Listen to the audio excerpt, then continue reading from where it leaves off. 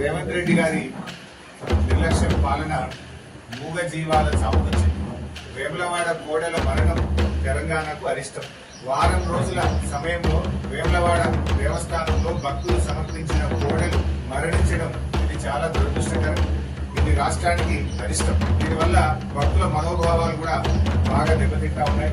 నేను అడుగుతా ఉన్నా రేవంత్ రెడ్డి గారిని, కోడలకి ఇంత పచ్చిగడ్డేసేంత డబ్బు లేదా ఈ రాష్ట్రంలో? ఇంత గుడిది పెట్టి ఇంత గడ్డేసే సామర్థ్యం లేకుండా పోయిందా?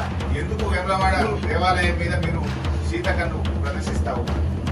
ఎందుకు ఈ నిర్లక్ష్య వైఖరిని ప్రదర్శిస్తా ఉన్నారు? పతాక శీర్షికన పత్రికల్లో వార్తలు వస్తున్నా, మీడియాలో వస్తున్నా, ఎందుకు ఈ ప్రభుత్వం స్పందించలేదు? మీ ఇంటెలిజెన్స్ వ్యవస్థ ఏం చేస్తుంది? మీ అధికారులు ఏం చేస్తా ఉన్నారు?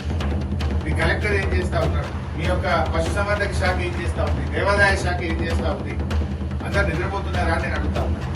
వేములవాడ రాజన్న అంటే దక్షిణ కాశీగా పేరుగాంచినటువంటి పుణ్యక్షేత్రం వేములవాడ రాజరాజేశ్వర స్వామి దేవస్థానం. భక్తులు ఎంతో భక్తితో ఆ కోడలను స్వామివారికి సమర్పిస్తూ ఉంటారు. ఇలా భక్తులు సమర్పించిన కోడలను కాపాడలేని దుస్థితిలో ఈ రాష్ట్రంలో అన్నింట్లా నిర్లక్ష్యమే. చివరికి దేవాలయాల మీద కూడా నిర్లక్ష్యం వహిస్తా ఉన్నారు.